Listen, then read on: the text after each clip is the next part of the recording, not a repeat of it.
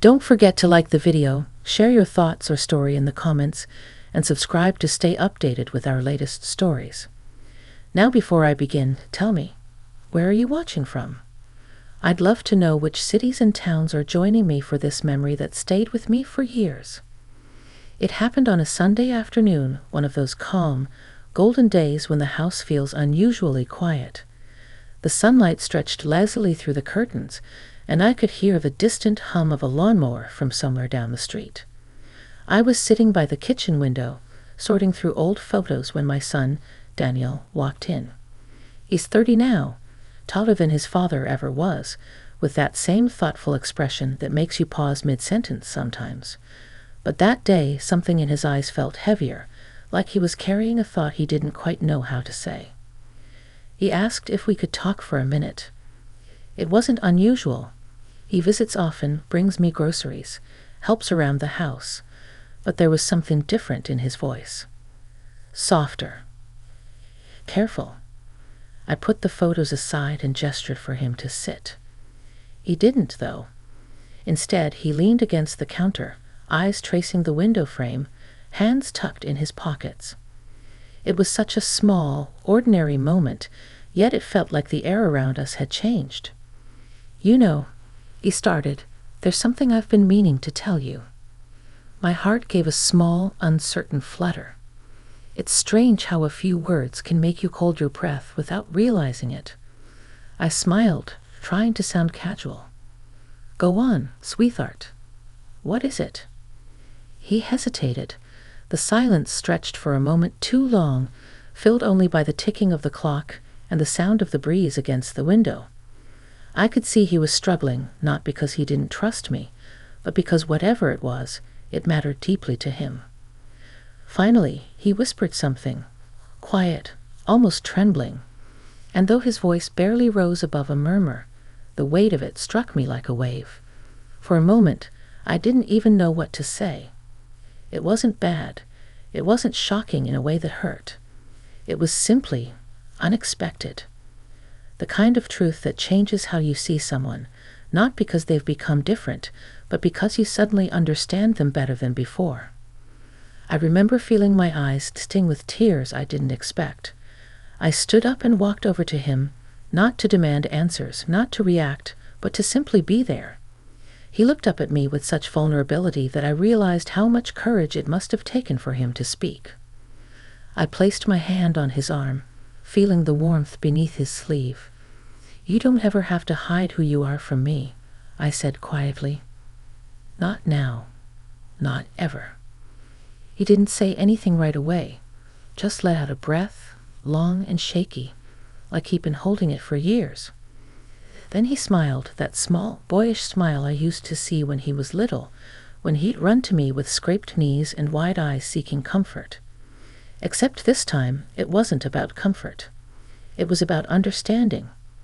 We stood there in silence for a while, the kind that speaks louder than words. The sunlight caught the side of his face, and I thought about all the years that had led to this moment, the laughter, the arguments, the growing pains. It felt as though every part of our journey had been leading here, to this simple, honest exchange between a mother and her son. Later that evening, after he'd left, I sat alone at the kitchen table, replaying the moment over and over. His words kept echoing in my mind, but so did the look in his eyes, the relief, the peace. I realized then that sometimes love isn't about knowing everything from the start. It's about being willing to listen when the truth finally arrives. That day changed something between us. It wasn't dramatic or loud. It was quiet, but powerful. Like a door gently opening to a room you didn't know existed. I didn't tell anyone else about it. Some moments aren't meant to be shared. They live quietly inside you, like a small flame that never goes out. Even now, years later, I can still hear his voice when I close my eyes. That whisper, those few words that somehow made me see him not just as my son, but as a man finding his own truth. And I'll never forget it. That night, I didn't sleep much. I lay in bed, staring at the ceiling, the faint hum of the refrigerator filling the silence between my thoughts. Every time I closed my eyes, I saw Daniel's face again, the way his lips trembled slightly when he spoke, the way his shoulders seemed to drop once the words were out. It wasn't the content of what he said that kept me awake, but the realization that he had carried it alone for so long. I wondered how many nights he had stayed up, rehearsing those words, afraid of what my reaction might be. When morning came, the world looked the same, but I didn't feel the same. There's a quiet shift that happens when someone you love opens their heart to you in such a raw way. The air feels lighter somehow, but your chest feels heavy with emotion. I brewed a pot of coffee and stood by the window again, watching the dew slide off the garden leaves. The house was peaceful, but my thoughts weren't. I found myself wanting to call him, just to hear his voice, to tell him that I was proud of him. But I also didn't want to overwhelm him. By noon, I decided to bake his favorite, the apple pie with the crumbly top he loved since childhood. It's funny how mothers always go back to small gestures when words don't seem enough. I put on my old apron, the one with faint stains that no amount of washing can remove, and began peeling apples slowly, one by one. As the scent of cinnamon and sugar filled the kitchen, I felt something inside me settle. He arrived later that evening, unannounced, holding a small bag of groceries.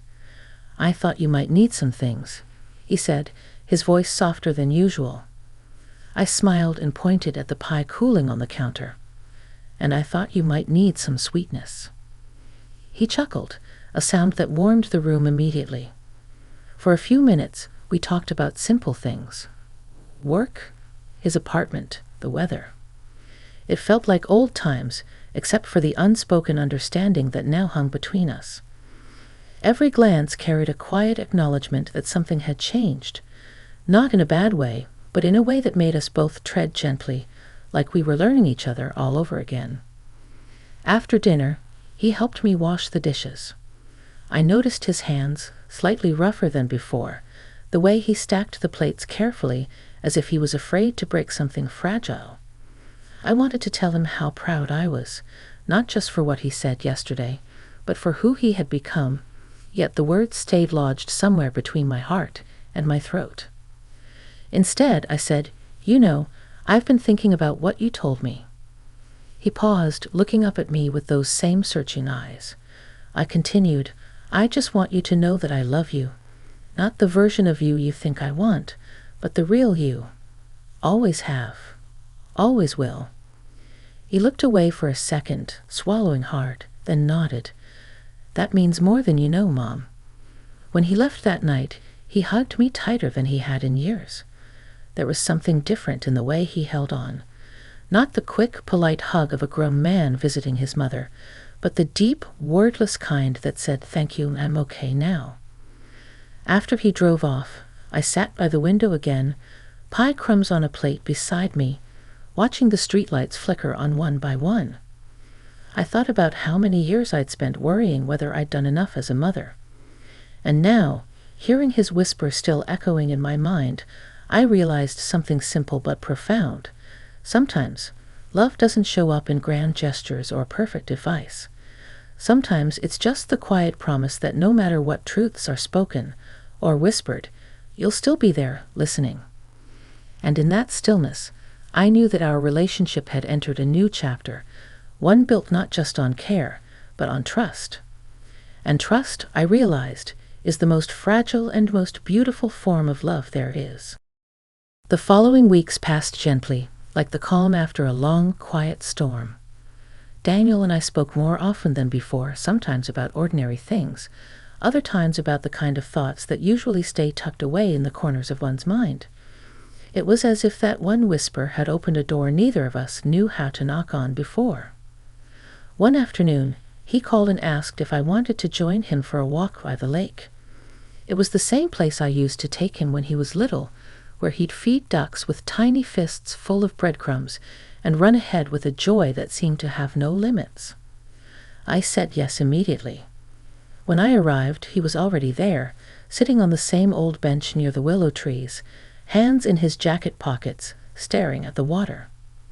The air was crisp, the kind that carried the scent of autumn leaves and the faint memory of summer warmth, The reflection of the orange sky shimmered across the lake like a painting that refused to fade.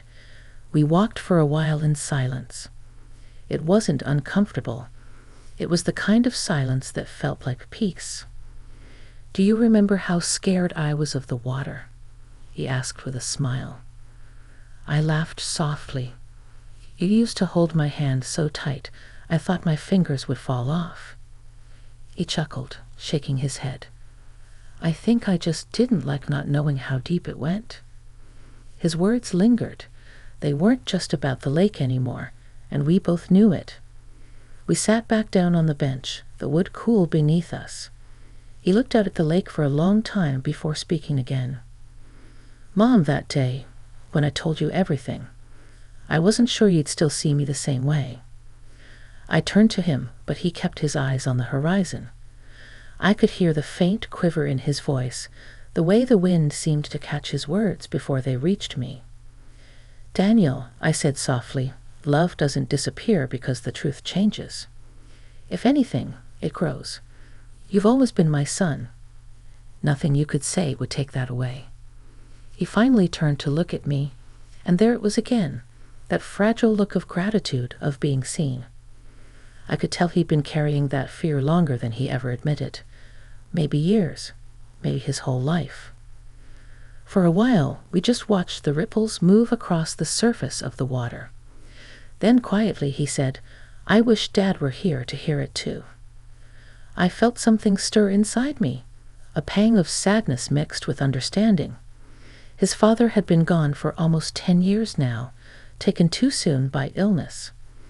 Daniel had always carried that loss quietly, like an invisible weight he refused to set down. "He would love you just the same," I said. "He always did, even when he didn't say it out loud." Daniel nodded slowly. "Sometimes I dream about him. He never says much in those dreams, but he's there, you know? Just watching, like he's waiting for me to be okay." I reached over and placed my hand over his. "Maybe he already knows you are." For the first time in a long while, Daniel smiled in a way that reached his eyes. It was small, but it was real. The kind of smile that told me he was starting to forgive himself for things that were never really his fault. The sun dipped lower, casting a golden glow over the water. A few children ran past us laughing, their shoes kicking up leaves as they went. Watching them, I thought about how time moves like the lake's current, slow, steady, but never still. The boy I once held by the hand had grown into a man I now learned from. When we finally stood to leave, he said, "Thanks for listening that day. I didn't realize how much I needed to say it until I finally did." I smiled, and I didn't realize how much I needed to hear it. We walked back to our cars side by side, not saying much, but everything between us felt lighter. The world hadn't changed, but we had. Sometimes all it takes is one honest moment to turn years of distance into closeness again. As I drove home that evening, the last light of day followed me through the trees, and I found myself whispering something too, quietly, to no one in particular. "Thank you for trusting me, my boy." And for the first time in a long time, my heart felt at peace. A few months passed, and life slipped back into its gentle rhythm, but with a different kind of warmth running through it. Daniel visited often, and each time he did, I noticed how the heaviness that used to linger in his eyes had slowly lifted. He laughed more. He talked more. And he no longer seemed to be hiding behind half-finished sentences or quiet pauses. There was a calmness about him now, a sense of being comfortable in his own skin. One Sunday morning, he called and asked if he could bring someone over for lunch. His tone was casual, but I could hear a faint nervousness behind it, the same kind that had been in his voice the day he whispered his truth to me. I told him, "Of course, bring whoever you like. You know the door's always open."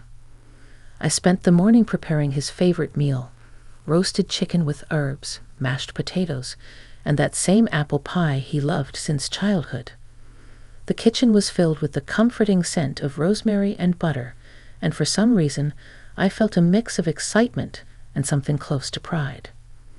When the doorbell rang, I wiped my hands and opened it to find Daniel standing there, smiling, and beside him was a young man with kind eyes and a shy smile. Daniel's voice was soft but steady as he said, "Mom, this is Ryan." There it was, the moment I didn't know I'd been waiting for, but somehow had always hoped would come. I reached out my hand, and Ryan shook it gently. "It's so nice to finally meet you, Mrs. Turner," he said politely. "Oh, please," I laughed, "call me Margaret. Or just Mom. Everyone ends up doing that eventually." We all laughed, and any nervousness in the air seemed to disappear. The afternoon unfolded beautifully. The three of us sat around the table, talking about movies, work, small things. I watched Daniel as he spoke, relaxed, animated, alive in a way I hadn't seen in years. Every now and then, Ryan would glance at him with a quiet fondness, and it made my heart ache in the best way possible. After lunch, we had coffee on the porch. The wind carried the smell of wet grass, and the sky was just starting to turn golden. Ryan offered to help me clear the table, and when we were alone for a brief moment in the kitchen, he turned to me and said, "Thank you for being so kind to him. He told me how nervous he was about you knowing everything." I smiled. He had nothing to be nervous about. He's my son, and anyone who makes him this happy is welcome here. Ryan's smile was full of relief, and I could see how much my words meant to him. When Daniel came back in, he looked at us curiously, but I just gave him that look only a mother can give, the one that says, "It's okay. I understand." Later, after they left, I sat by the window again, the same place where it all began. The house was quiet except for the soft ticking of the clock. I thought about the journey we had taken together, from that first whisper in the kitchen to the laughter that now filled our Sundays. I realized something profound that night. Being a parent isn't about molding someone into who you think they should be. It's about giving them the safety to become who they truly are. Sometimes that means letting go of old expectations, old fears, and simply choosing love again and again. As the sun dipped below the horizon, I whispered into the stillness, "You did it, Daniel. You found your peace." And maybe in some quiet way, I had found mine too. Because love, when it's real, doesn't need to be loud. It doesn't demand or question. It simply stays, steady and patient, like the soft light of home waiting by the window.